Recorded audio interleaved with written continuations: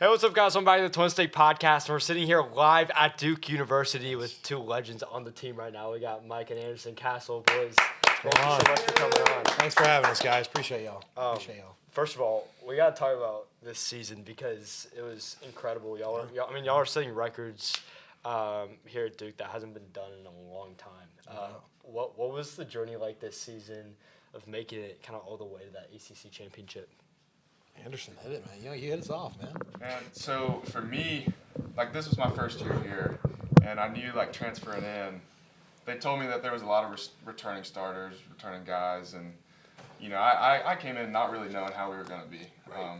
But I got a really good vibe in the off-season workouts, preseason, and I knew that like the talent was there, but it was such an up and down year. Like we could have had such a better record, but at the same time you can't complain because you end up being ACC champions. And man, when it's all said and done, like you couldn't ask for anything more. It was such a fun year. It was a really great time for sure. Dude, I think that's so. You came in. Was this your first year at Duke? First year, yeah. Spent 5 years at App State, and then transferred last year. So what was the process like of going those 5 years at App State and then deciding, hey, I think I'm going to go somewhere else? Like, was that a tough process to go through? It was. I mean, I spent, App State is my hometown, in North Carolina. So coming here was first time out of my hometown. And so my last year at App, we didn't have the best success and, made changes in the coaching staff. And so I was like, might as well see what's out there. I'm in the portal. And, whenever Duke came, around, it was like, it seemed like the perfect fit for me. It was close enough to home. It was an opportunity to get a great education and, play ACC football. And so it all worked out really smooth. I don't regret it at all, for sure. I think something that's really cool about both of y'all's stories is y'all both did not start here. Y'all both ended up transferring over.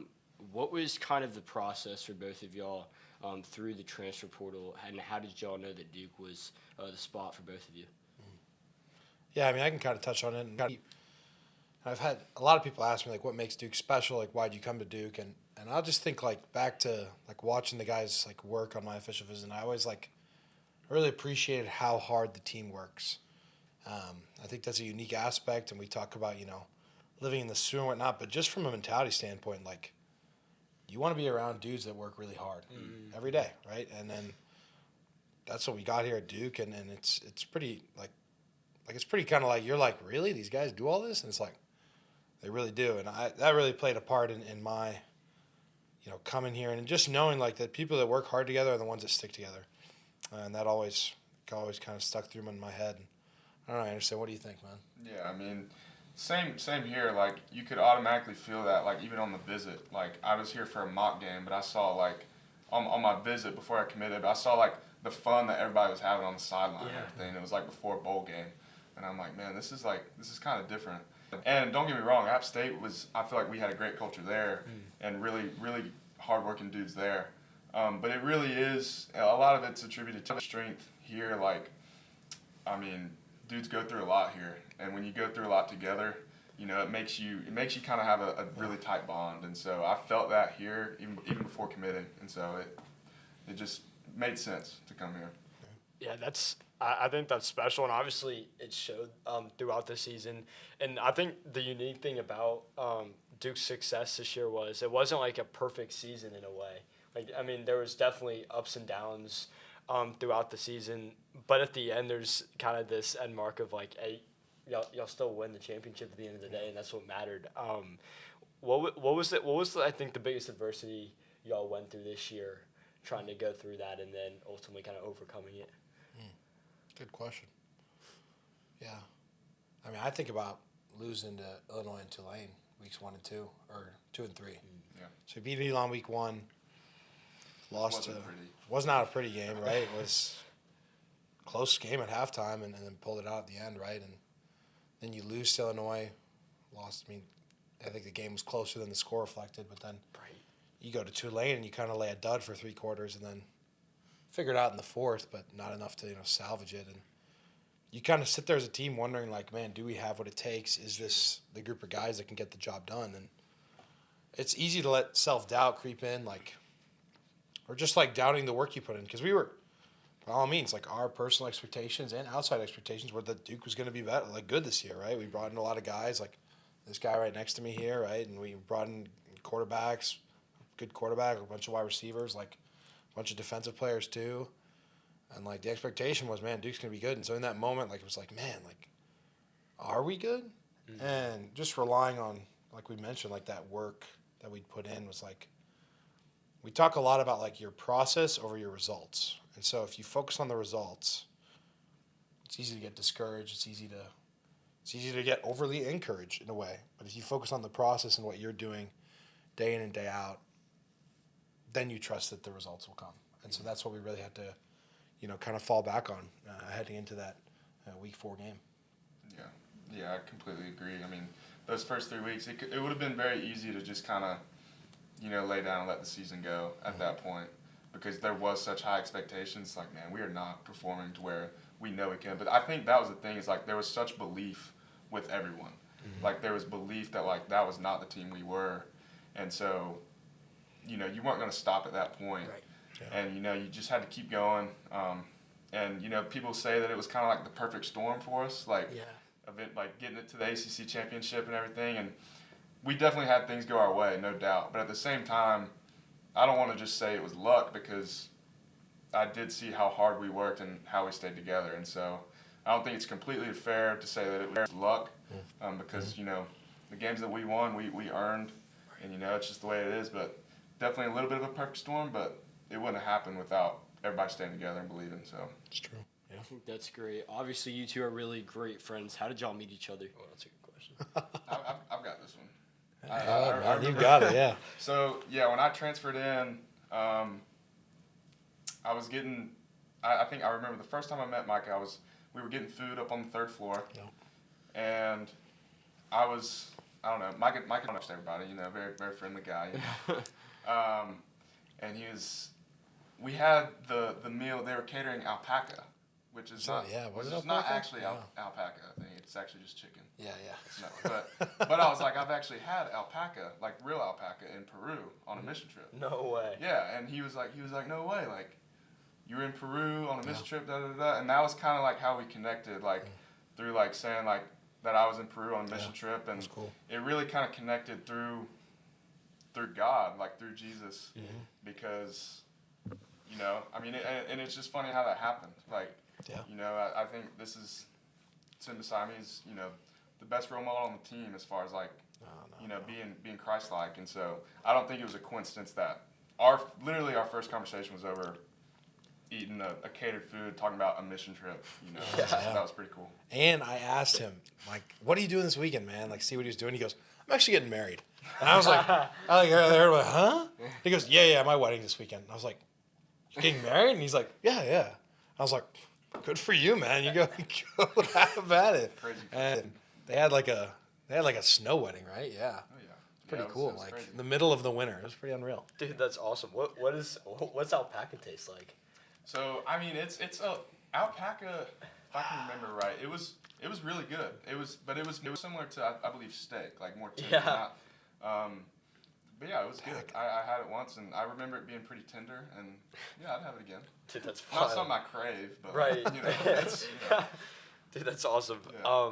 Bro, I think that's so cool. I think that was one of the questions I wanted to ask you guys of, obviously anywhere you go, I mean, there's not gonna be obviously Christians everywhere you go, but what's it like, or what's been your experience of trying to stay hold to like kind of your Christian values on a team where not everyone's gonna believe the same thing as you guys, and how do you stay kind of firm on your faith through that? Yeah, it's a good question. I could add a little bit, and then Castle jumps in, but I really think it ties back to like what you're rooted in and what you're grounded in. And I think of this analogy I've talked about with some of our guys. This idea of like 2 kinds of trees, right? Like one kind of tree has like roots that go like everywhere. It's a lot harder to pull up than the tree that was like had one root down, like kind of a tap root. And so what's your root in? Like what are you, what are you rooted in, and what are you believing, and what's your backbone? And because when you come to a place like, whether it's Duke, Cornell, App State, wherever, fill in the blank. Like, it can be so easy to be influenced by the world more than you impact the world. And so understanding where your roots lie and what your convictions are, and then holding to them, right? Because it's a lot easier to hold to them when you have more than one root, but a lot harder when you just have one. And just understanding that, and then when you're in that position, you become the one that impacts the world more than the world impacts you, and that's really what we're called to do as Christ followers. Yeah, I completely agree. And I can go back to my journey at App State, and just like coming in as a freshman, you don't really know what it's going to be like college football. I feel very blessed throughout my whole career from App to here of like the people that I've been around, and just I don't think that's a coincidence that God has had those people in my life, of just people who are Christ-like and like-minded to hold each other accountable. Because without those people, I mean, you can go down the wrong path pretty easily. It's very, very easy to get caught up in whatever with the rest of the guys on the team who aren't all like-minded. And so I feel very just blessed that I've had the people from App State, and then getting here, meeting guys like Micah, that are Christ-like, that can be together for one another, have a Bible study weekly, and that's really been one of the best things about college football, is just like having that each week. And it's encouraging to come to Duke and to know that there was that here, and hopefully it's like that everywhere. I don't know if it is, but that gives me hope that there's at least a few people at each school who are doing the same thing. So. And y'all are also kind of paving the way for the next group of people that are going to be coming in and running Bible studies here for Duke football, and kind of creating a culture and what that looks like. And I think that's really cool, especially in a world that needs that, that needs to hear the word of God, and guys can grow stronger in their faith. I think that's really cool. Dude, I've heard you can play a little bit of Mario Kart, and I gotta ask you this: what's the secret, bro? Because Miller told me you don't lose. Micah's told me you don't lose. He loses to me when Miller's there. Just so does the pressure get to you? Just want to throw that. Yep. That's a good way of putting it. Thank you. I want to keep this podcast. Thank you. I want to stay happy. And we're happy. Look at us. Guy, We're very happy. I'm not trying to change the narrative. No, he's or anything, very but good at rage baiting. The truth is, the truth hurts. The truth hurts. The truth is, I'm the best Mario Kart player on the Duke football team. Now, we all know Miller, and when Miller shows up, different game. It is different. Different game. It's not different between us two, but it is different when he shows up. Dude, Miller Gibbs lives rent free. He comes from a NASCAR NASCAR family. Head, guys. He's very good at he's good at it. And so I can fully admit, as a man, that he is the best Mario Kart player I know. But I'm second. I'm second. Maybe third. A debatable maybe second. Third here. A debatable so second. We can move on now. Debatable second. what do you play? Who do you play with? You see, he doesn't have a consistent person. No, I do now. Now losing the identity. Bowser with Flame Runner. I used to be Baby Mario. That acceleration, though. Acceleration. It's poor. It's really poor. We've had our fair share of runs. We got into it. That was another funny thing. We were both in the training room, and he was like, I don't know how we got started talking about the Wii. I decided to buy one. Because I needed something. Back, bro. I went back. I bought one on Amazon, refurbished. By the way, that's the best Mario Kart there is. 100%. There's no. It's not even close. Yeah, I agree. Yeah. But that was a huge purchase. Not Massive. just for the entire team. Throughout fall camp. That's too funny. We really got guys involved. Just random dudes playing Mario Kart. Even if you weren't playing, it was fun to watch. So it was definitely a great purchase for the team. For no doubt. Bro, look at you contribute. That's awesome. Dude, quick shout out to Birdo and the classic dragster, man. What a vehicle. Ask this guy to my left here about that acceleration. It's a terrible combo. Unbelievable acceleration, dude. Unbelievable. But yeah, we'll play sometime, guys. It'll be a lot of fun. Dude, we got to run this because I need to see how good his skills actually are. But that's we can make that happen. Dude, that's awesome. Very easily that can happen. That's awesome. So I think one of the highlights of y'all's season when I'm looking at it was the Duke Carolina game, and I know you specifically went off. So Jackson, we're sitting we're there, and Jackson is a diehard UNC fan. Tar Heel blue all the way. This is the first time I've ever got him to put on a Duke jersey. It looks good on you. I know. I think actually it was pretty much against my own will. I mean, it was kind of you're not going if you don't wear. I actually saw him put it on willingly. No one forced him. So not a soul. So we're sitting there right, and it's kind of like like when Todd Bellino is about to take the kick, and Jackson saw, he's like, it's kind of over. Like, he thought it was over. And honestly, he's like, even if we kicked it, he's like, we're still winning. And to see him run the ball like 42 yards and all the Carolina fans around us just go quiet. Yeah, there's been 2 times I about left the stadium. It was the Duke Carolina game in Charlotte, and I think I did walk out of the stadium. I was so mad. And then there was that game. Other than the fact I knew I was going to see Micah after, I was so tempted to just get in my car and leave. I was so mad. But I want to know what was like. I mean, obviously there's an adrenaline rush of scoring that big of a touchdown for your team, but like walk us through a little bit of that game and what that was like. One, beating an arch rival, second 3 year tuds too. 3 times. 3 tuds for him.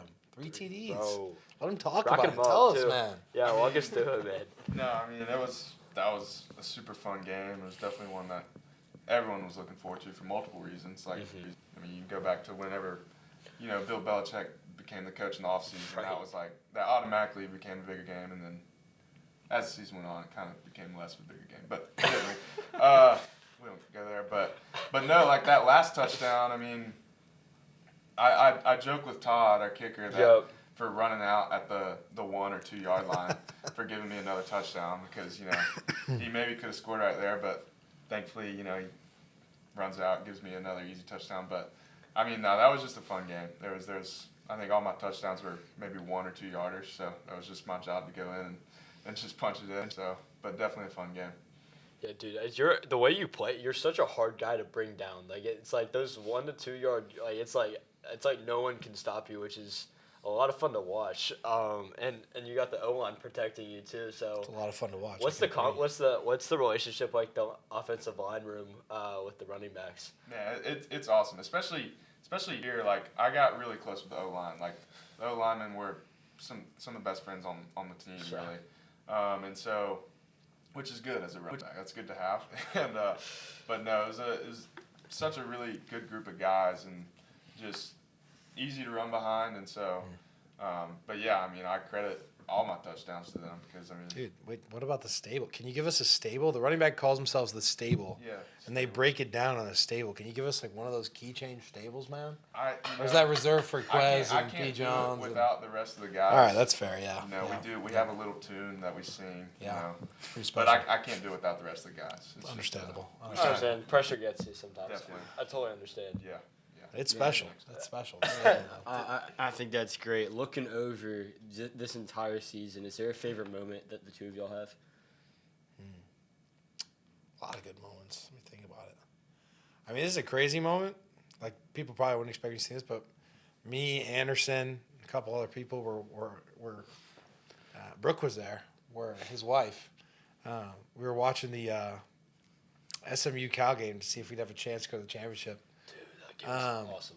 And watching, the Cal Golden Bears drive. What was it, like 80-something yards?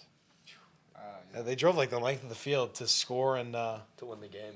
to win, and then SMU missing that kick at the end. Wow! Yeah, I mean, know. what a moment that was to just know we'd have another week. Another week to compete. That was a That great was for moment. the ACC. That was because you had to win. If I'm remembering this right, you had to, I think, beat Wake Forest. Yep. And then they had to lose. Which Some other team had to lose. There's No, two. Miami had to beat Pitt, That's what and happened. and Cal had There to was beat a lot of SMU. things like that game was not No. supposed to happen. What was like? What's it like when knowing that you're kind of out of control of your own like destiny in a way? I mean, it's not a great feeling. Yeah. Sure. But I remember like going into that day, into that Wake Forest game, you knew that there was a chance. We felt pretty good about Miami beating Pitt, and then, we felt good about beating Wake Forest. Obviously, that was the main focus. You always had You had to win. focus on yourself. And so, but you really didn't, you were like, it's probably not going to happen. Like, Right. SMU's probably going to beat Cal. Like, Pitt could beat Miami. Who knows? But in the back of the mind, it is there. And I remember just after the game, after winning, Coach Diaz was in the locker room. He goes, like, one of the last things he said, he goes, just keep your phones ready tonight. Like, keep your phones alert. We might be coming in tomorrow because That's we a were going lot, to be Jake. off the next day. But obviously, like I said, it was just the perfect storm. So it was awesome. That's so great. So I want to know, walking out to Charlotte, like biggest game of the year. Bank of America Stadium, NFL Stadium. Yeah. And you're playing for the trophy, and you know all that going into the game. What's going through your head and also the other thing is, like, there's also the chance of CFP on the line too. Yeah. Like, what's going through your head when you're walking into a game like that? How do you prepare for it? It's his hometown team too, the Panthers, right? Playing in the hometown stadium. Keep pounding, man. It's a big deal. pounding. I know you're a Packers fan, but keep pounding. Let that go. But I mean, that was awesome. I mean, when you like lead up to the game and it's like, man, like, it's just a blessing that you got there, right? Right. But it was the fact that like when you get in, it was like you might as well go in and win. It's like we were kind of playing pretty free. Like you had nothing to lose at that point. We knew that there was a chance for the college football playoff, but we also knew that might have been a little bit far-fetched. Right. In our minds, it wasn't as far-fetched as it probably was for most people. But with that all being said, like we could go into that game playing free. We had played Virginia once. It was our worst game of the season. Like we just played awful. Like they really. I could say in all of our other losses, like we could have won, but that game, like we just got beat. Like we got beat bad. Cooked. And so that was a great opportunity to play them again. Like we were like, you know, we knew that wasn't our best performance, and so it was just another opportunity to have fun, and like it was also just another game together. And like I think we treated it as much as that, as just like another week to play together and to get revenge on Virginia rather than an ACC championship. Like we almost looked more of it as like that, not making it bigger than it needed to be, and I think it worked out. Yeah, and that, I mean, just a quick note on that game, like talking with Coach Diaz and our team, like it is so rare to be able to play a team twice in a season, like ever. And Coach Diaz said this is the first time I think it's happened to him in his coaching career. Really? So like, and it's never happened to me. Like, right, I'm going to year 7 now, and there's never like I've never played a team twice. So that was like a pretty unique thing to get your another shot. Mm-hmm. Yeah.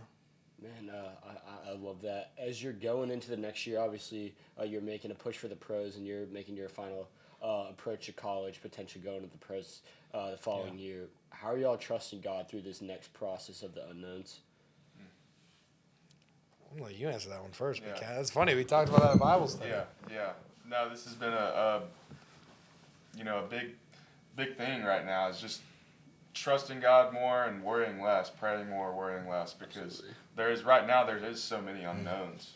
Like, whether it's NFL, whether it's not that, But the other day, I mean, I was talking to Micah, and Micah's like, if God wants you to be on an NFL team, it's gonna happen. If He doesn't, it won't happen. And like, it's looking at it that way, like making it simpler. Like, it takes more pressure off me, and it's like, if God wants it to happen, it'll happen, And that's kind of the way I've been looking at it. I'm not a very stressful person. I don't stress out too much.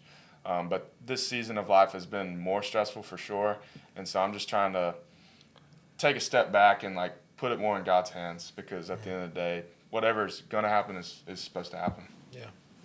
Yeah, I mean, I can kind of touch on it. Like, you guys know, I'm coming off a couple big injuries, and like trying to make it a whole year healthy again, and it can be easy, like, right, to doubt God's plan, to shift your focus onto what I can do and less on what Christ can do for me. And a big question I've just pondered like throughout my entire second, ACL recovery is like, if God withdrew all His like blessings from you on this earth, like, would your trust, be shaken? And I think that's just a sobering reminder, because it's like, my trust is never dependent on what, blessings I have. It's like of like worldly gifts. Like, it's simply dependent on what Christ has done for me on the cross. Right. And just having that understanding and embodying that sort of contentment in a life that, is lived for Christ, and knowing that there's a Casting Crowns song. I don't even know. You guys know Casting Crowns? Yeah, I love Casting Crowns. There's a song like called Only Jesus, and it's like, I don't want to leave a legacy. I don't care if they remember me, only Jesus. And it's like, man, like if all this football went away, if it all was gone, like, and they remembered only Jesus, like, that would be enough. And like, that's contentment. And so just going in that with that mindset, like, no matter what I do on the football field, weight room, classroom, whatever the future is, like, if only Jesus is remembered, like, that's as good as it gets. I think that's the best approach you can like go into it with too. Yeah. I mean, and I think the unknown is kind of somewhat in a way like one of the scariest things because like, even with us, like we're choosing where we're going to school next year, and it's like, man, like the unknown of like, is it the right place? Like, like what does God want me to do here? Am I choosing it for me or for Him? Like, kind of going through all of that, and like prayer is so important through the unknown, especially like, and you're going through leaving school and going to the draft in that process, and I think obviously it's always said, or it's always easier said than done. But it's so evident that y'all are living your lives like that, and I think that's so cool. I know Manny Diaz tries to bring such a kind of family kind of vibe to the locker room, which you were talking about earlier. Yeah. How special is it to have a coach like that that's really fighting for their players? I mean, I would say, you know, he was definitely like his speeches were incredible, and it was like something that I could be like so unmotivated and just like tired, but like I go into one of the team meetings and like hear him talking like I'm ready to go. Like he just had a way about like getting us prepared and but doing it in a way like that made us fight for each other, and it was really unique. That's a major gift that he has is being able to just motivate and just keep guys together, and so that was definitely it was great to play for someone like that. Yeah, and I think just, to add to his, family mindset, he made it so he could go home for Christmas 2 years in a row, which is, big time. Right. Even though, like, a lot of schools might not do that. Mm-hmm. He gives us Sunday morning off so we can go to church. That's cool. Right? These are intentional, like, right, little things, right? But they can go a long way in the way you're... Took us to church. He took us to church a couple times, yeah. Yep. Wow. As a team, right? Yeah, so it's like little things like that go a long way in terms of, creating an environment that your players want to be in. Yeah. And it creates unity with the guys also. Yeah, 100%. No question. Yeah, last couple questions for y'all. Yeah. I guess you said you went through the adversity in the beginning and y'all ended up getting through that and obviously finishing strong at the end. How did y'all feel the team shift through that time period? Yeah, I think like the adversity ultimately like it could have made us worse. It could have made us stronger, and it definitely made us stronger. And like I can kind of like attribute that back to like when I first came in, like Duke's different than a lot of schools, especially now because there's not as many guys leaving. Like comparatively to other schools, there's still a good bit, but comparatively, there's not. It feels like that too. That they don't have the same guys going to the portal. Yeah, there's especially last year. Like last year, I think we were like maybe third in the country and like least amount of guys transferring in and out. That's crazy. And you could feel that. And so like when I got in here, the guys that were seniors, maybe fifth years, like you could feel that they had that bond over 4 and 5 years. And so like you don't just have that bond and just like abandon it throughout the season. And I think that really helped us. Like throughout the year, and it was just like you're playing for more. You're playing for each other, playing for pride, and like I think that was really where the shift, how it happened, is because like it was such a connected team. Mm-hmm. And had there maybe been more guys transfer in and out, maybe that season goes downhill. We could have maybe still had the same talent, but I think the fact that like guys were so connected, like it just didn't happen. So yeah, I think y'all ended it out in that bowl game win in Texas. What was, I guess, the feeling of? I mean, obviously, Derry Mensa made some great plays, and the linebacker. Mergai. He had to play in the ACC. Yeah, and 2 interceptions in a row. And he's a true freshman, right? I mean, no. But you're thinking, Shop was a true freshman. That's what I'm he thinking. Went off against Cal. Shout out Shop. Yeah, but he had Mergai, he's just got a nose for football. Like 2 huge plays. Yeah. I mean, obviously, you put in all this time in kind of this summer and really trying to prep for the season. You go through the ups and downs. When no one says you can do it, you go and win the ACC Championship, and then you really cap off this huge game in Texas against Arizona State. What kind of like was going through y'all as you're finishing the season on such a high after going through all the adversity together, and kind of showing the world like what really Duke football is about? Yeah, I mean, I'm just happy to see guys get rewarded for their hard work. Right. I don't think there's a more demoralizing feeling than working really hard and then the outcome not being what you had hoped it would be, and even when you know you did things the right way. And for the guys on our team that maybe committed to Duke when it sucked, for lack of better words, right, and just to see their careers end on that note, and guys like Anderson, right, you're looking for a place where you can go and just experience, winning, like, right, you can go compete at a high level and win, and right, you leave maybe like guy's a hometown hero, right, like team captain, App State legend, and just to leave that, no, he is, but just to leave that and like taking the risk to go somewhere and then rewarded like that, like that's cool for me to see. Is that guys just get rewarded like that. It's good. It's good to see. Yeah, and also like bowl games nowadays, some teams kind of treat them differently, but and it was interesting for us because we were hoping for the playoffs, and when we don't get the playoffs, we get the Sun Bowl. It's like, man, like it was disappointing. Like we knew that like it was maybe a stretch to make the playoffs, but at the same time, the realization of it not happening was like, man, like we could have been there, but going back to like. This was like more of an old school team in the fact that like there was seniors that came in and stayed all 4 or 5 years, like a big group of them. Yeah. And so like it was just important to go out on top. Like that was really important. That's what these guys deserved. Like obviously it was my last college game. I wanted to go out on top, but I really wanted to win that game for the seniors that had come in, like Micah was saying, who whenever they were I think like 2 and 10, and like to just go out on a high note. That was important. And it was a fun week, El Paso. I mean, it was, the bowl game there. They did a really good job. What'd y'all do? What'd y'all do when you were in El Paso? What didn't we do, man? Y'all get some good boots. Really? Some cowboy boots. Yeah. What else? Top golf. Surprised you're not wearing them. Played some Mario Kart. They're reserved. Special occasions. Put it back. Ate some great Mexican food. Yeah. Some horchata. You guys know what horchata is? No. Man? What's that? I tried it for my first time. It's like this like cinnamon rice milk. Just fantastic. Interesting. Fantastic. Definitely interesting. Yeah, I was gonna say I don't know if that sounds good or I'm a big fan. bad or like big fan. But no, it was great, and the Sun Bowl people were just phenomenal. Like right. Even the guys that were touring us around. Shout out, Danny and the guys. Those guys were great, and just making us feel at home was a really cool experience. Man, that's special. Oh, all right. One of the final questions for you guys. Yeah. Obviously, Jackson is a big Chapel Hill fan.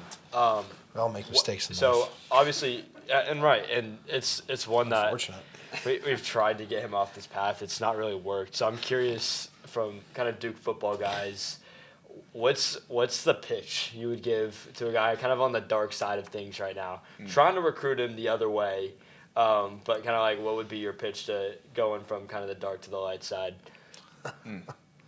Yeah, That's the guy that went from the dark to the light right here. I mean, I can speak on literally that. both salvation wise and Duke UNC wise, right? I haven't said this publicly, but I guess there's no better time than now. But like growing up, I was more on the other side. Just a little on the other side. Like how far on the other side? I have a reason though. Like my mom went to UNC. It's not just like but I was more of an App State fan than anything. But I think there is like a stereotype about Duke just being like like snobby and like right. But when you get here it's like there's like a real culture, not just like within the football team, but I feel like it's shared over like all sports. It's like you kind of have like we're viewed as like what would you call it, like the opposite of blue collar, like old money. Yeah, maybe whatever. But I think we kind of like take offense to that and like maybe work harder than other schools since like people assume us as that. So, but I mean, yeah, it's I don't regret any part of my decision of coming here. So I guess that can go a ways. Jackson, man, you just spent an entire day in the historic Cameron Indoor Stadium. It was a cool game. You just went through the Yo Football Center, the beautiful Duke facilities, man, and I appreciate your You're kindness. sitting in the building itself, man, and look, the Duke looks good on you. I mean, is that a Zion? It is Zion. Yeah, Zion, man. Like, come on. For the cameras to know, this will be a one-time thing. Nope. This is gonna be a power. And man, like, it's never too late. You can appreciate it while it's on. It's But never too late, man. You just had a great today should be the day where you just went through and you're like, man, they're right. indoctrination. Yeah, you're just like your eyes are open, man. Eyes are opened. Yeah. It's not so bad, man. It's not so bad. I don't know. It's gonna be a tough call. Look, man, we're not asking you to jump in, but keep dipping your toes in the water, and eventually you're gonna fall. Look, I've said eventually Luke's gonna push you. That seed's planted. Yeah. Exactly. Sometimes it's baby steps. So what I did say is I was like, look, like even if we're talking about basketball for a minute, like look, UNC got lucky last week. It was in Chapel Hill. But in the grand scheme of things, like I don't see that happening, like a championship in Chapel Hill happening in the near future. But if you change paths just a little bit, you might have one this year. That's what they It's all not say. even about winning, man. It's about just like the guys, man. Come on, like you're sitting here with two Duke guys, and you're gonna tell us to our face, man.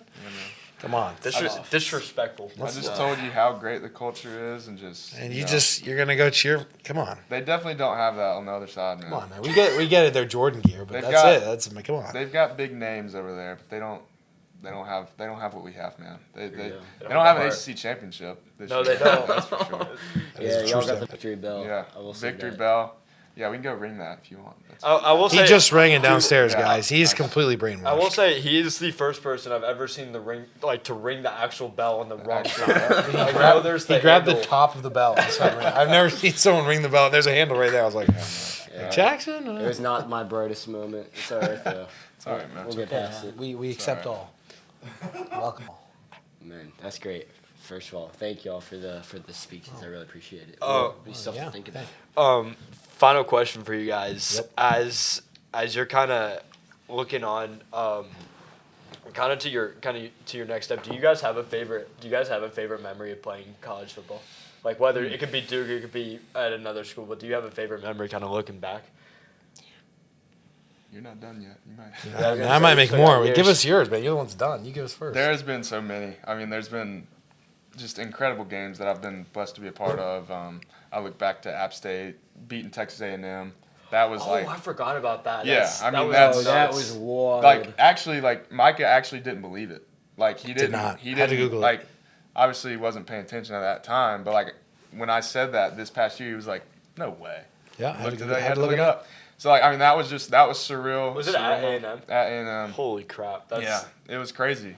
But yeah, I mean, just there was a lot of great games at App, like just night home games at App were pretty electric. That were just I look back on be really fun, and then obviously coming here winning the ACC championship. Sure. Ultimately, that's top. That's gonna top it. I mean, unfortunately, didn't get a Sun Belt championship, but as far as just playing football, like that'll top it. But Yeah. looking back over all my career, like I kind of mentioned earlier, like it's not necessarily the games that made college football great. Like it's the guys and like making that bond.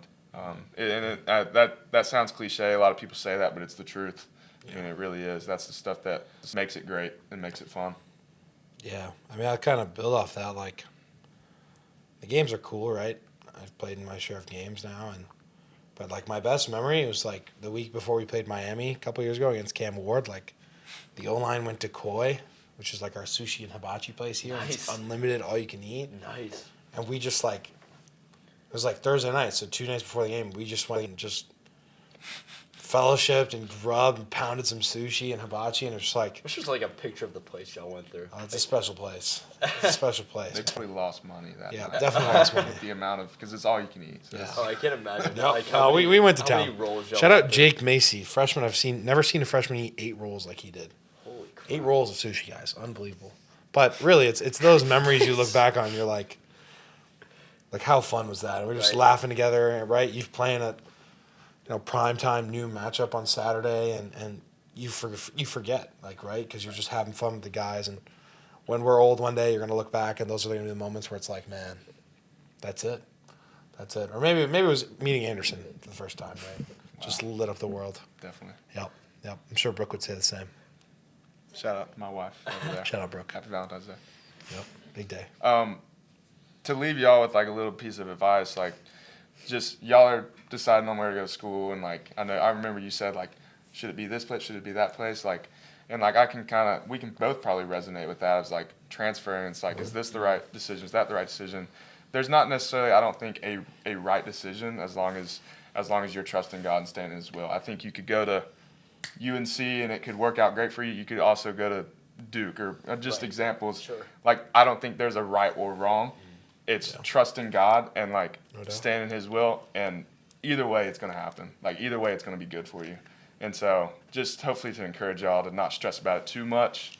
Obviously, you want to make the best decision, the right decision, but, you know, it's not always about, is this, like, just kind of lay back, like, just trust God, and, like, either way, whatever decision you make, like, go with it and go all in. And No, we really honestly appreciate that. It was like Yeah. a conversation we were having like probably about 3 hours ago. Yeah, I mean, Boys, first of all, thank you for the advice. Thank you guys so much for your time. Thank you guys. Especially on Valentine's Day. I know you guys got stuff to do, but we really do appreciate y'all and A lot to do. and are excited about just where the program's going, where you guys are going, and thank you boys so much for having us. Appreciate you Appreciate guys. Thanks for having us. Thanks, Jackson. Yeah. Awesome.